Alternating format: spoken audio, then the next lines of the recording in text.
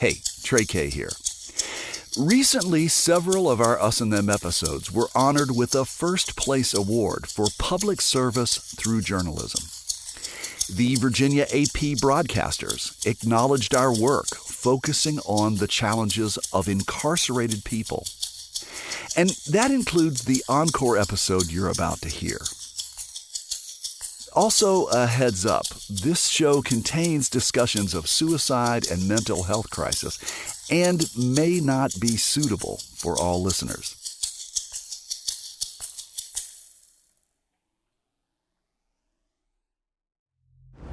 Good morning and welcome to the West Virginia Council of Churches press conference on the criminal justice system in West Virginia. And they left me there for 72 hours.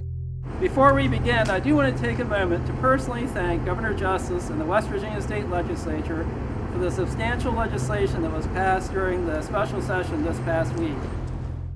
Some days we didn't come out of our cell for 3 days, 4 days, 5 days. It is a very good and real first step to remedying the current crisis, but a step does not a journey make. People were going 12 days without a shower. People were denied toilet paper for 3 days. When Jesus comes in his glory, none of us will have recognized him. I couldn't even tell you how many grievances I put in. And everyone will ask, when did we see you hungry? When did we see you naked? When did we see you without water? When did we see you in prison? And Jesus will say, when you did it to the least of these, when you saw it in the least of these. I did everything except say I was going to kill myself. Many incarcerated women face problems surrounding separation from children and family. How old's your daughter now? She's 6. You've had no communication with her? No.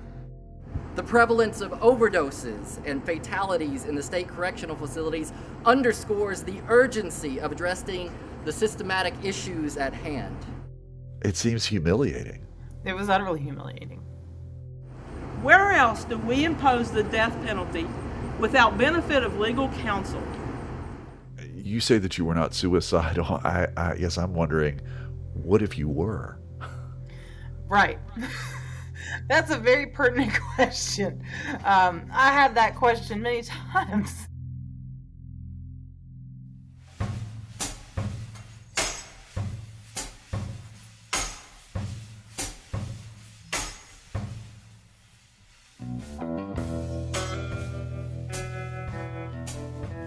From West Virginia Public Broadcasting and PRX, this is Us and Them, the show that tells the stories about the things that divide us. I'm Trey K. Overcrowding and understaffing have pushed West Virginia's prisons and jails to what many believe is a crisis point. There are so many staff vacancies. The facilities have been operating under a state of emergency. The situation affects most people involved in the state corrections system, but today we'll focus on what it's like for someone experiencing a mental health crisis while in jail, and why many people with mental illness are caught up in a criminal justice system that was never intended to treat them.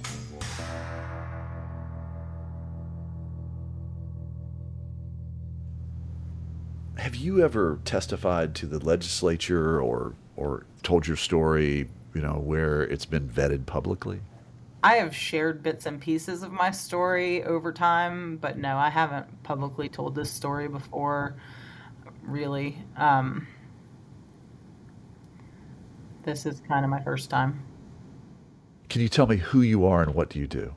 Sure. My name is Lara Lawson. I am a lifelong West Virginian. I have spent my career doing various forms of mostly public service work. Lara Lawson is from the town of Milton in Cabell County. She has her master's degree in sociology. She's passionate about social justice issues, and she's bipolar. I've been diagnosed as bipolar 1 since I was about 21. We used to refer to someone who is bipolar as manic depressive. A person with bipolar 1 can have manic episodes that last several days. When I'm manic, like my brain is on fire.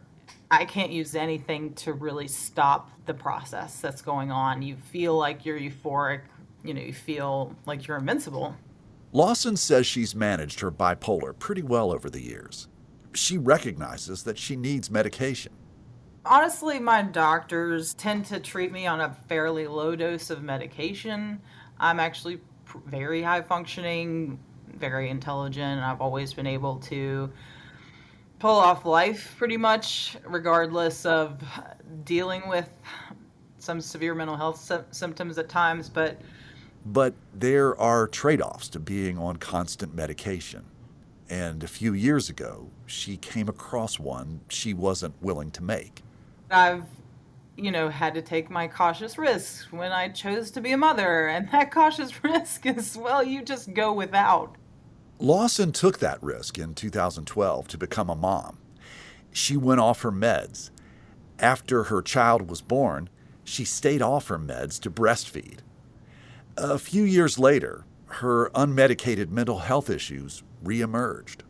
So in 2015, I had a massive manic episode. Lawson got into an argument with the person she was staying with. She left with her clothes in the dryer, and she found herself speeding down the interstate in her bathing suit. They did clock me at a speed that was categorized as felony fleeing. She says she ran a red light and found herself in a police chase. I didn't know what was going on at first. And then there were several Huntington cops around me, and I started to realize what was going on. And then I just wanted to not die. So I continued to drive. You don't want to die. One person would say, well, I'm going to pull over and I'm going to comply. But you chose to just mash your accelerator and zoom back to Milton. That was what my manic brain told me to do. Lawson says the police put out spike strips to stop her. She says she got out of the car, surrendered, and was taken to Western Regional Jail. Had you been to Western before?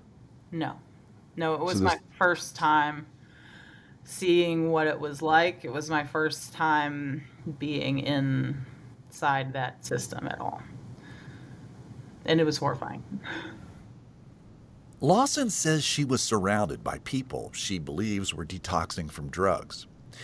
She was still in her swimsuit. After a couple of days, she says she was released on bail. But then a mental hygiene warrant was issued.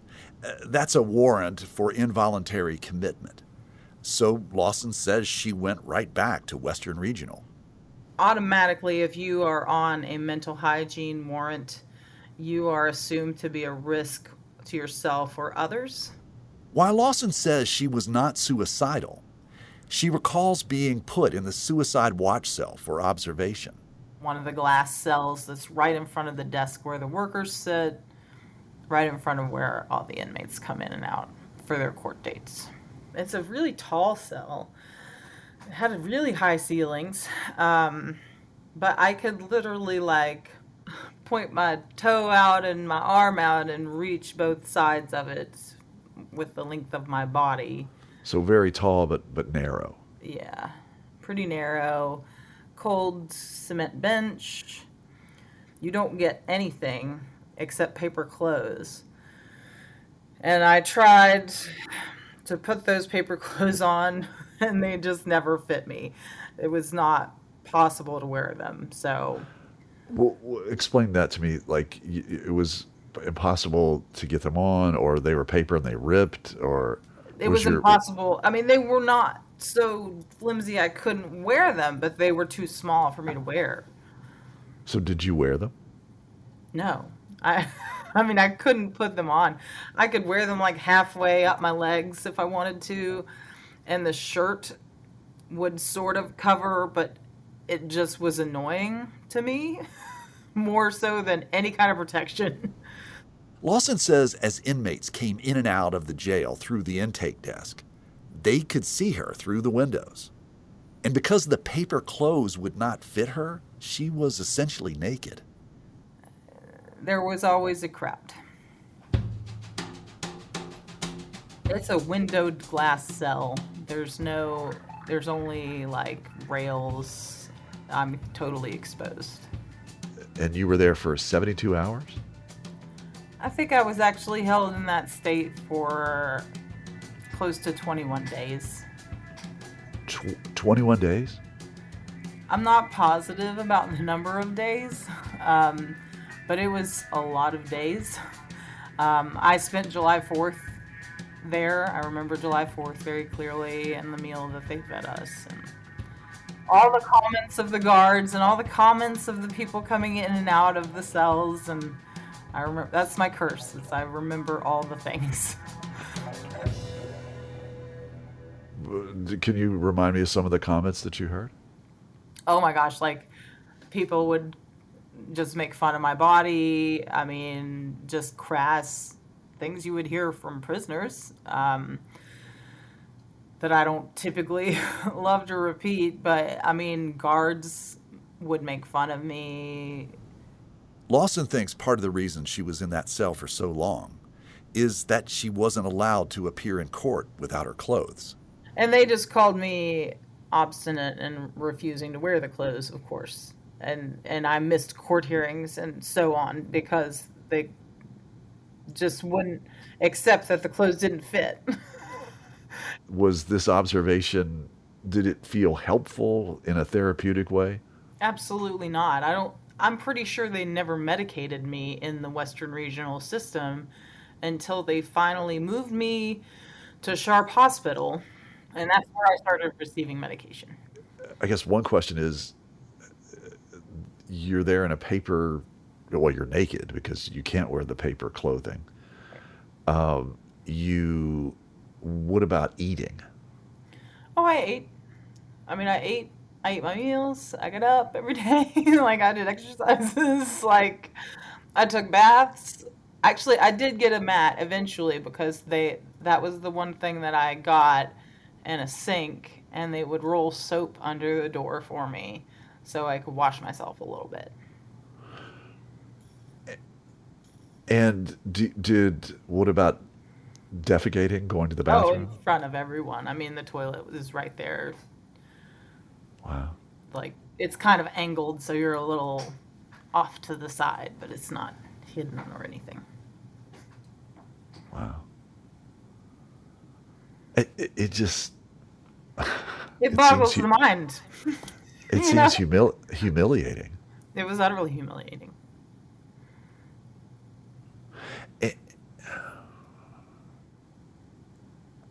You say that you were not suicidal. I guess I'm wondering, what if you were? Right. That's a very pertinent question.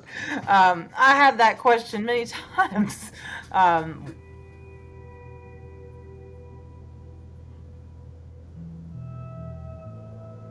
When I was in the jail itself, and as I, had my flashes of reality and of all the things, the horrors that I saw in jail, which weren't just me, which were when they finally transferred me into that lone cell and they picked up a woman who had already wet herself on the floor in her jail clothes and was just miserable in detox, and they took her out of the cell and she literally apologized to me for leaving the urine, and I said it's okay because nobody else seemed to care.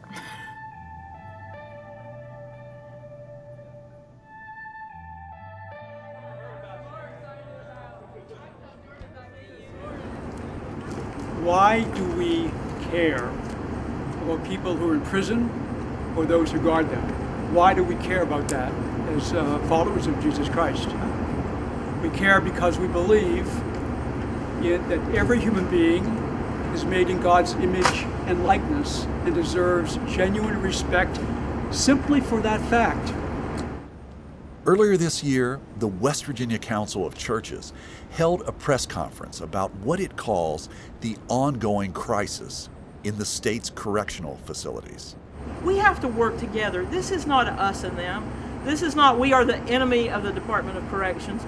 We are here to help make things easier for them. Beverly Sharp is the executive director of the REACH initiative, which helps with the re-entry for people coming out of incarceration. Sharp commended the legislature and the governor for taking some action in early August to address problems in jails and prisons. We are appreciative, certainly, of what has happened with the special session. The legislature put aside about $30 million to address staffing shortages in jails and prisons and give pay raises and retention bonuses to correctional staff. Lawmakers also approved $100 million for deferred facility maintenance. We appreciate Governor Justice. We appreciate both the House and the Senate. We appreciate the Commissioner of Corrections. But they just touched the tip of the iceberg. And so now they have to address the iceberg. A new lawsuit against the state, filed on behalf of West Virginia inmates, demands a lot more money for staffing and deferred maintenance, $330 million. And that's not the only ongoing litigation. Southern Regional Jail is facing a class action suit alleging civil rights violations. And a lawsuit that was settled in September 2022 resulted in a new medical contract for all 10 West Virginia jails that focuses on improving medical and mental health care. Beverly Sharp says the need is clear. We talk to people every day coming out of incarceration, every single day.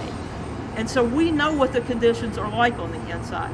But they can only fix those when they are given the funding and the empowerment to be able to do that. And that comes from the very top, that comes from the governor's office, down through the legislature to the commissioner. Danny Deneen was at that press conference put on by the Council of Churches. Deneen introduces herself as a person in long-term recovery and justice. Over the holidays between 2018 and 2019, she found herself in a situation similar to Lara Lawson. So I was in an admin seg cell with in a paper suit, and the paper suit kept like ripping. I remember I was like tying it together, and they wouldn't give me a new one. That admin seg cell Deneen talks about was a suicide watch cell right by the guard desk where everyone coming through intake could see her. While Lara Lawson was at Western Regional, Deneen says she was at Eastern Regional Jail. She calls it ERJ. And the paper gown that they give you at ERJ is just a smock. And you tie it on the side, so no sleeve, no underwear, no bra. And, you sit down, it rips. You bend over to get a tray, it rips. It's paper thin, rips all the time. So I started tying it together, and then I had it wrapped around my body like a towel, and I kept begging for another one. And, I was a nuisance to them. I was asking for something. They kept giving me the cold shoulder, like I was a Looney Tune. Deneen says she couldn't get help from the staff, but she remembers a fellow inmate trying to assist her. Every time he would come out and use the phone, when nobody was looking, he would pull a pair of socks, or I think he gave me a sheet too. He wung a sheet under my door. I pulled it in, so he saw the desperate situation I was in. This poor girl is the very first cell, 24 hours of lights. Everybody can see. Deneen's stay in jail took place over the Christmas and New Year's holidays, and she remembers it was cold. She believes she was in that cell for 5 days and in jail for a total of about 12 days. I took a roll of toilet paper and I unwound it all and I laid on it like a bird's nest to try and stay warm. So picture somebody in a smock with no underwear on, laying in fetal position for the whole world to see, just trying to stay warm. They're just insane, they take people, especially, that are in a mental crisis and, further traumatize them in those situations. I don't know what the solution is, but I could tell you that's not it.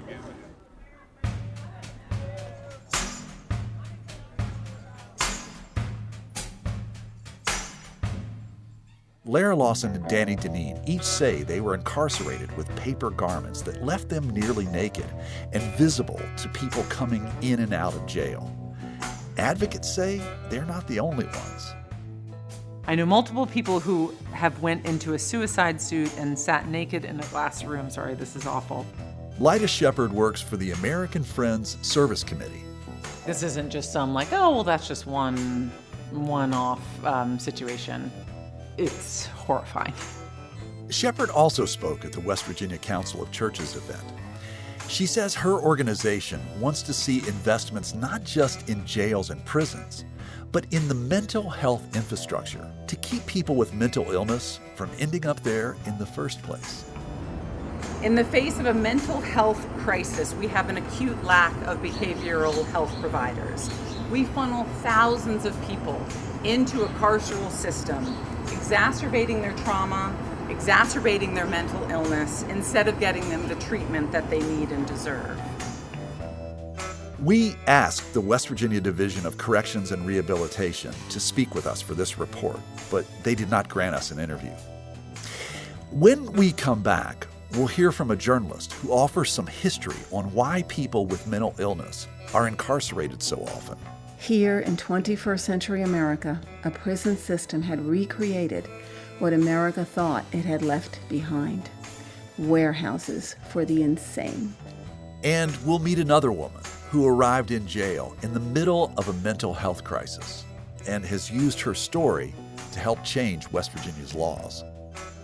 My mental state was reduced to a basic survival level, and I was offered no help. That's coming up next after a break. You're listening to Us and Them. This program is supported in part by the West Virginia Humanities Council and the CRC Foundation. This episode is supported with a grant from the Just Trust.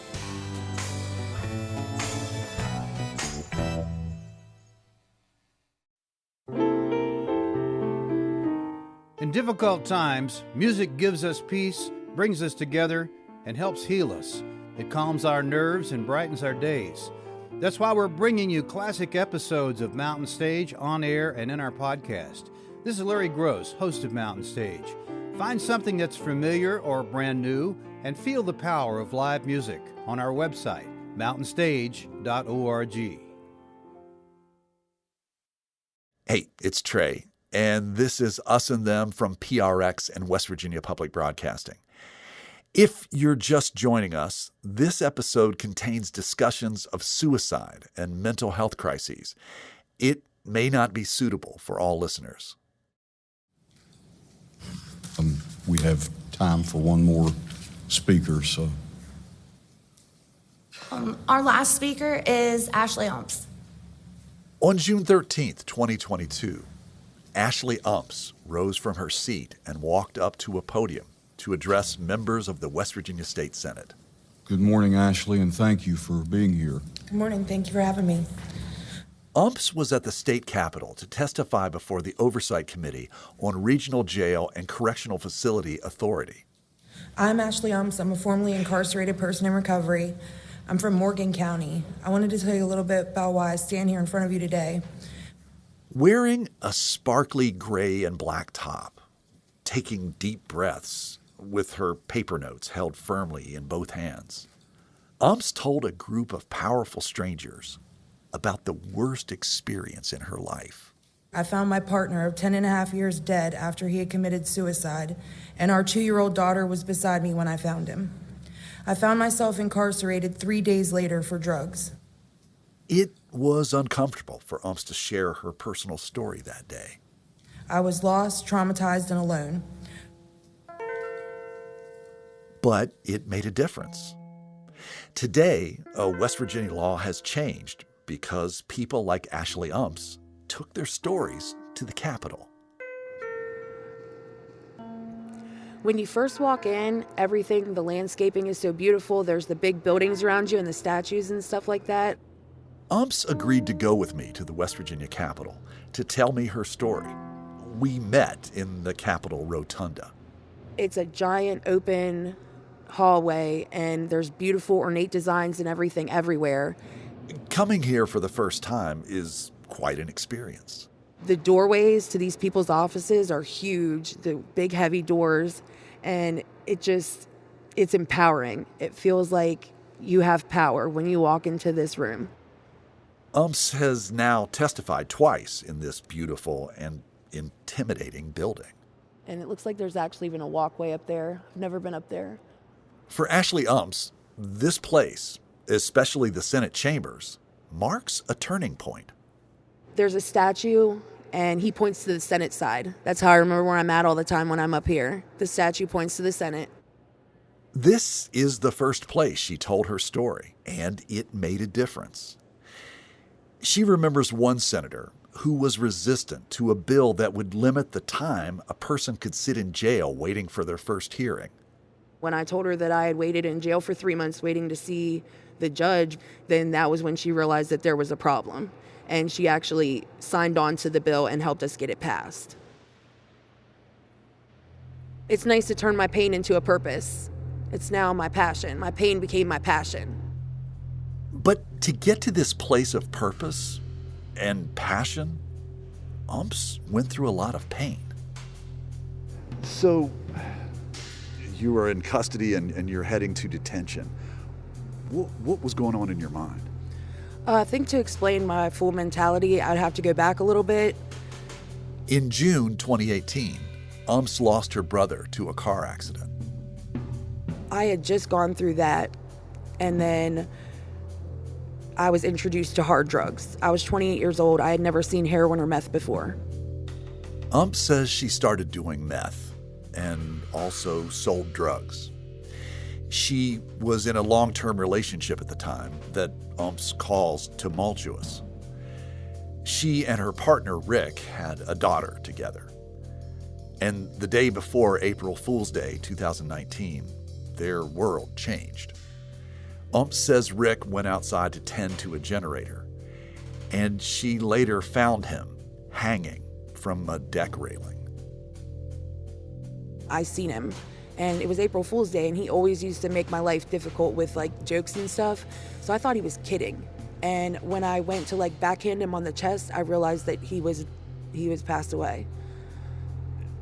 I'm just noticing you seem to be shaking as you're tell me this story. Yeah, I've been trying to get my mental health under control. I panicked and I called my mom and I was screaming, crying, and I told her I didn't know what to do. And right after I hung up with my mom, I called 911. And 911 said to cut him down. So I cut him down, and then they instructed me on how to give him CPR. Umps says her 2-year-old daughter was there and witnessed the aftermath of her father's death. When the police arrived, they took Umps in for questioning. So here you are, you witnessed the death of a loved one. What's going on in your head at that point? I was lost. I was completely broken. Rick was all I ever knew, for 10 and a half years. He was everything. And whenever I was in the cop car and they were asking me to write a police report, I couldn't barely keep myself straight long enough to write sentences. I was somewhere else mentally. I think I had just, either I was in a state of shock or I had just checked out completely. They took me to the police station first and they interrogated me for a really long time. And I don't mind sharing this with the public, but when I found Rick, I peed my pants, and they would not even, the officers at the scene would not even let me go inside and change my clothes. So I sat in that police station with pants that I had peed in and got released in them. You know what I mean? I sat there that whole time like that. Court documents show police began working with Rick's family to investigate Umps for possessing meth with intent to sell. She was arrested on drug charges within a few days of his death and taken to Eastern Regional Jail. She wouldn't leave jail for more than 3 months. And according to Umps, over the next 4 years, she'd spend 15 months behind bars. So tell me about that. When you got to the jail, tell me about that. Whenever I was getting booked in, I think one of the questions is something about something traumatic happening in 24 hours, the last 24 hours. Umps told staff she had just witnessed a suicide. She says she was placed in a glass observation cell. And they left me there for 72 hours. And whenever I first went in there, I got to talk to a counselor for maybe 30 minutes. Then at the end of 72 hours, Umps says the counselor returned. They both agreed it would be better for her to be around people than by herself in isolation. That was the last time that I got to see any kind of healthcare professional until I actually made it through the list for psych. And that was 3 months after I was there. Were you on any medication while you were incarcerated at Eastern Regional? No. They gave me detox meds when I got there, but that was it. That's why I was asking to go see psych so adamantly, because I wanted something for my anxiety and the depression that I was having, because I was suicidal when I was younger. As Umps waited in jail for a court date, she couldn't escape news of the trauma she'd just experienced. While incarcerated, she read her partner Rick's obituary for the first time and saw news coverage of her drug arrest. I was having night terrors. I was having flashbacks, and I would wake up screaming. I would jump straight up out of bed after laying there. My cellmate at one point was worried for my health and even put in and tried to get me in there to see somebody. And whenever it's so loud in there and you can't think, I've just screamed at the top of my lungs a couple times.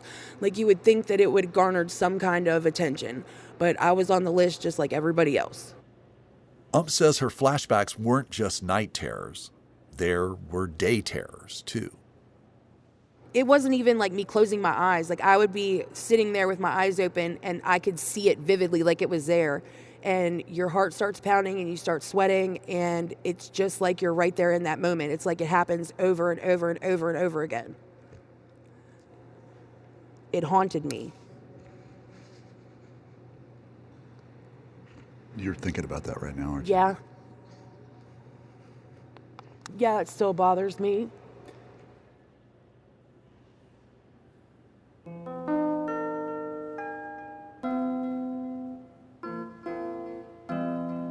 Ump says she signed papers granting temporary guardianship to Rick's brother because she was in custody and her daughter was with him already.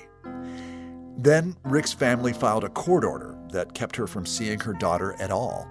She was only 2 years old in a couple months when this happened. So I don't even know if she remembers me, but I remember that. And that's why I said I still have PTSD. I'm still on medications. I'm still in therapy, and it's been 4 years. How old's your daughter now? She's 6. And you've had no communication with her? No, not since the night that her dad died. That was the last time I saw her.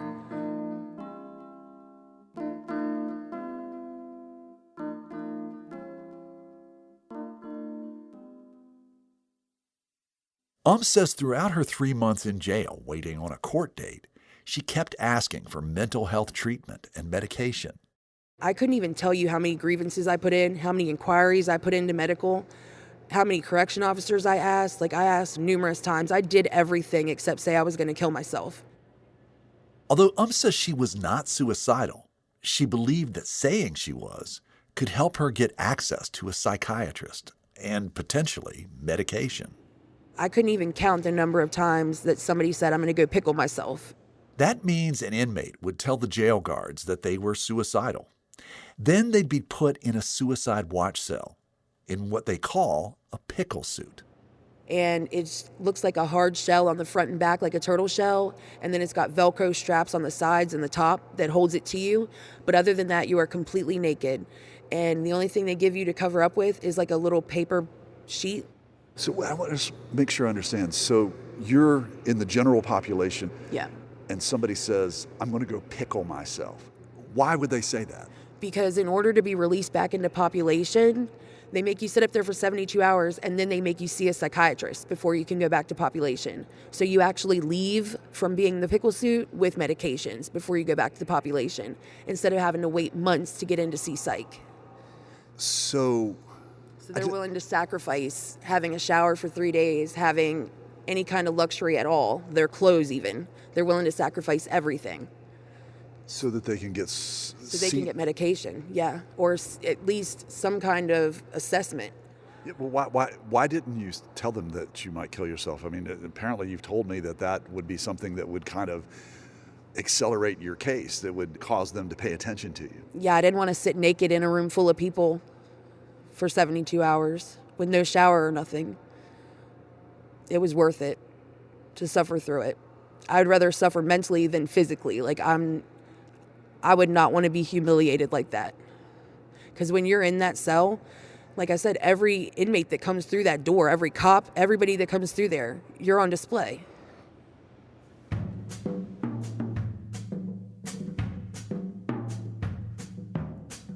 Says after about 3 months of incarceration, she finally received medication for depression and anxiety. Once you actually get put on the medication, that was the problem with Eastern Regional Jail. With them being so understaffed, sometimes it would be 11 o'clock at night before you got your medication. Some days we went without getting it at all for a certain time period. Like how long? Like they did a morning, evening, and afternoon. It was very rarely you ever got your evening one, like the middle one. But sometimes like you wouldn't get your night dose. The next time you would see them would be the morning dose. So you'd miss a whole dose of your medication. When she testified before the legislature, told a shorter version of her story. She also shared accounts of the deferred maintenance at correction facilities and stark physical conditions. I went 3 days with no toilet paper because they said they ran out. Because of staff shortage, we were locked down for days at a time, one time a week with no shower. Some of us locked in with no water in our sink because it went without maintenance. Maybe most importantly, she spoke about how long she spent behind those walls. I was in jail for 3 months on my first offense. I lost my daughter, my home, my career, and my 21-acre farm that I had successfully managed for 12 years. That was 3 years ago, and since then, I've been incarcerated for 15 months. Not for new charges, but for technical violations of failed urine analysis. I'm sharing my story here today because I believe we can work together to come up with long-lasting solutions to the jail overcrowding and find alternatives to incarceration that actually help people heal from trauma, recover from substance use disorder, and feel a part of the community again. Thanks in part to the testimony of and others, the West Virginia legislature passed a new law called the Capias Law. It ensures that anyone arrested on a capias or a bench warrant gets a hearing within 5 days. The law went into effect in June 2023. We should say here that we asked multiple times to speak with the West Virginia Division of Corrections and Rehabilitation about story, but they did not grant us an interview.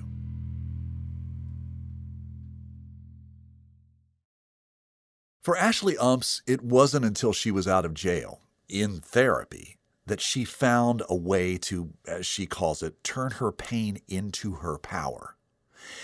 She does not call what she experienced rehabilitation. She went into custody, fresh off a trauma, and experiencing a mental health crisis. And she found herself in a system that she says did not have the staff or knowledge to treat her. For investigative reporter Mary Beth Pfeiffer, this is a familiar story. This nation has gone from one bad system to another, from housing people with mental illness in large, impersonal, often abusive institutions called mental hospitals, to housing people with mental illness in large, impersonal, often abusive institutions called prisons. I asked Mary Beth Pfeiffer to read that excerpt from her book called Crazy in America, about the mental health crisis behind bars. In it, she says she doesn't like the word crazy, but uses it intentionally. What is crazy is how we treat people with mental illness in America. It is crazy that the criminal justice system has assumed care of hundreds of thousands of mentally ill people. Pfeiffer's book felt remarkably prescient to me, especially when I realized she wrote it 16 years ago. There are so many inmates who are in prison who do not need to be there, who are there by virtue of being mentally ill, who could be cared for outside of prisons. Through her reporting, Pfeiffer became something of an expert on the road America took to get here. Can you give us a kind of a high-level view of the history of the issue and how it's played out in the United States?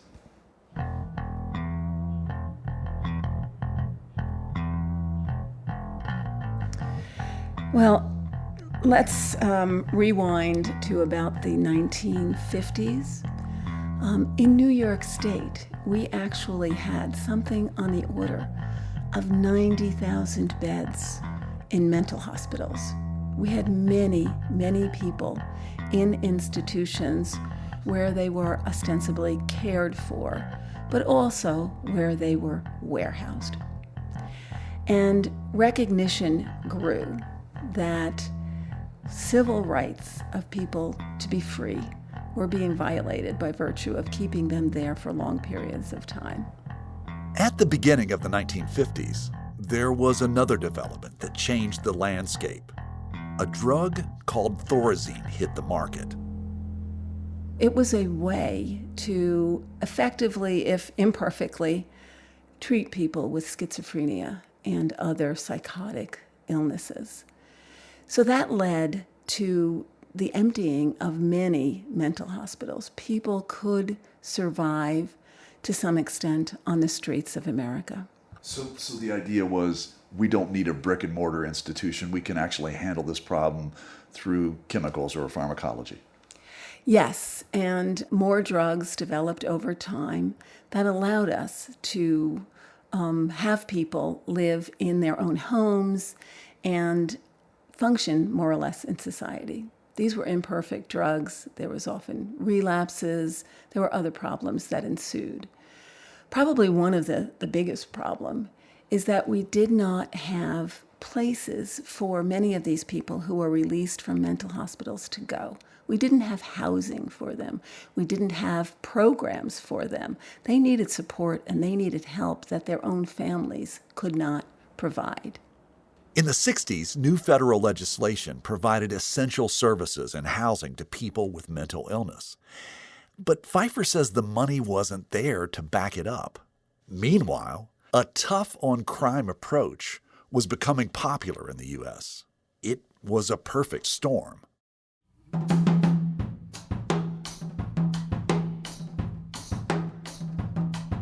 Okay, we have mentally ill people flooding the streets. We have the growth of this prison system and this punitive culture with longer prison sentences and more people going to prisons. Those two things collided. And mentally ill people will often self-medicate. People were being picked up for minor infractions, smoking marijuana in public, disorderly conduct. They might the first time be given a fine. The second time, they might go to jail for a few days. The third time, even though it's the same charge, they might draw real jail time. So what we had was mentally ill people sort of climbing a ladder of infraction after infraction until the prison sentence or the jail sentence got so high that they were put away.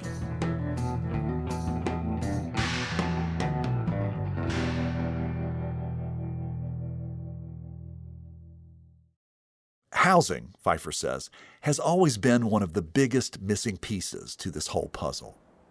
So people were released, but to communities that were wholly unprepared to deal with them, and to families who were unprepared to deal with them. So yes, what we had was people flooding the streets, institutions contracting because all of a sudden governments saw a way to save a lot of money and did not follow up with the resources that were needed to support these people in the community. They needed places to live.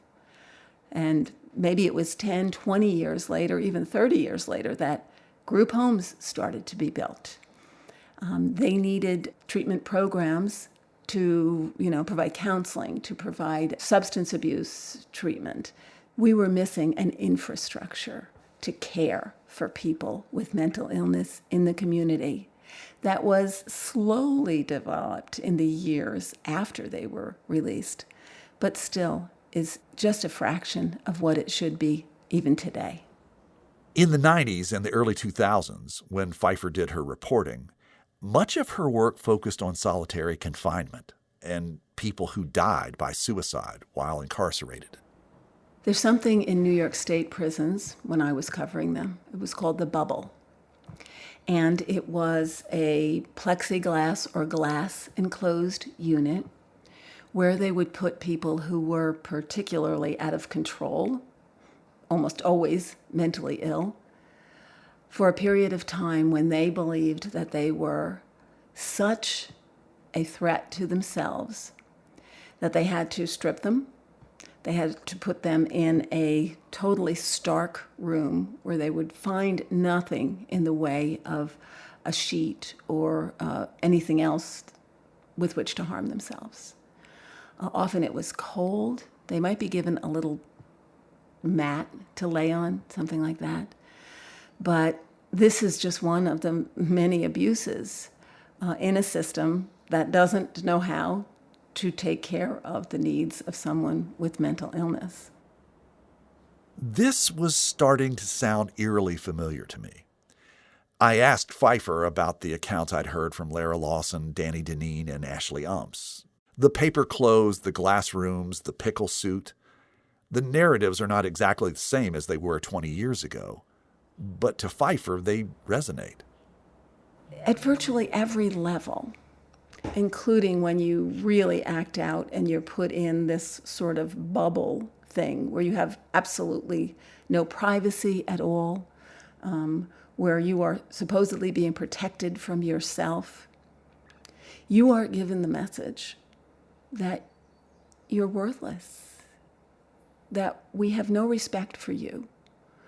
We don't value your dignity in any way, shape, or form. And you have to think that that is not exactly the way to make someone act better, the way to lead to reform, the way to create a human being who's going to go out on the streets inevitably at some point and be better. The U.S. Bureau of Justice Statistics says at least 95% of all people in state prisons will be released at some point.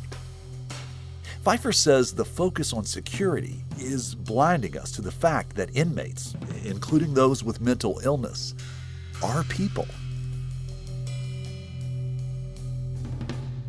Putting someone in a situation where you can see every move they make and keep your eye on them certainly is going to protect them from harming themselves. Is it going to make them better? Not at all.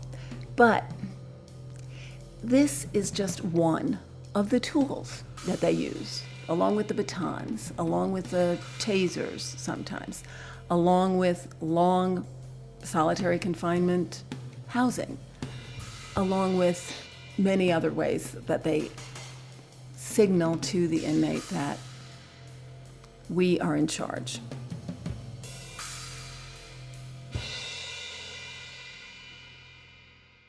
Pfeiffer's book makes the point that in our society, handcuffs and bars have replaced treatment.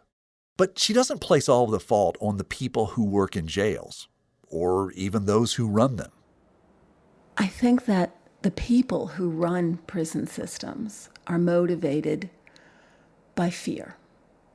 They are afraid of the people that they are supposed to be taking care of, that they are supposed to be housing, providing medical care to, ostensibly rehabilitating. But they are afraid of them.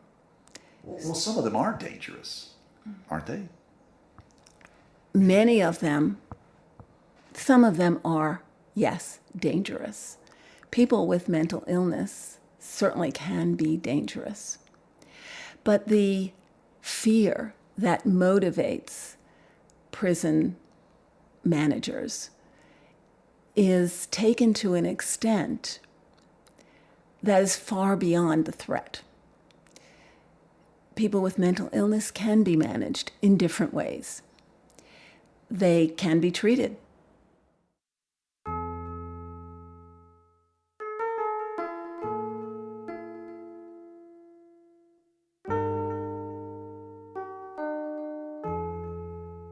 Ashley Umps was able to find successful treatment after incarceration.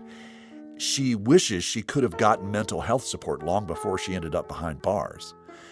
But she says she was afraid to ask for help because of how she saw society treating mental illness. Growing up with my mom being bipolar and manic depressive, I saw her in and out of mental institutions, and then people call her crazy, things that are offensive. And it makes it really hard to step forward and say, hey, I got a problem. And then, of course, the first thing people want to do when you say you're going to kill yourself is they want to lock you in a padded room somewhere, which I feel like does not do anything to address the underlying cause of why you want to kill yourself in the first place. UMPS now works for the West Virginia Family of Convicted People, an organization that advocates for the incarcerated and their families. She wants to encourage policies that she believes will improve West Virginia's jails. But for anyone who's incarcerated in the meantime, she has a message. That it's temporary. Say more. That was what got me through, just realizing that it was only temporary, that they couldn't keep me forever.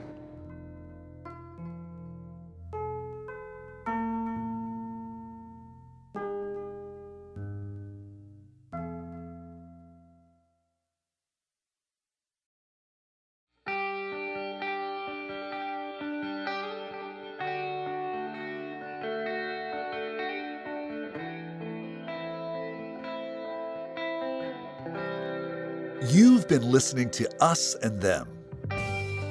Our team for this show was me, Trey Kay, Emily Havick, and Kate Smith. Special thanks to the people who shared their stories with us: Ashley Umps, Lara Lawson, and Danny Deneen.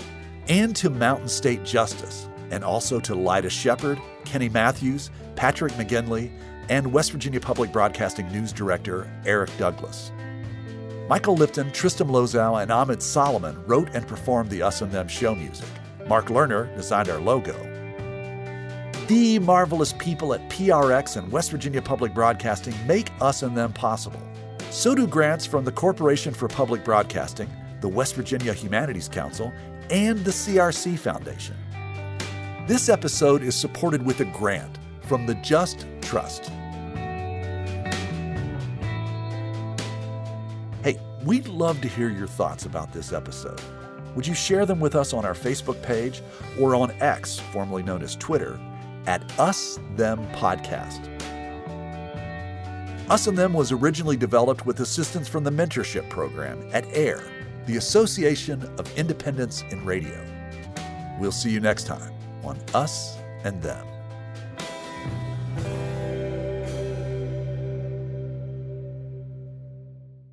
Hey, Trey here. This Encore episode from our Us and Them archive was recently honored with a First Place Award for Public Service Through Journalism from the Virginia's AP Broadcasters. Support for this podcast comes from the Corporation for Public Broadcasting. From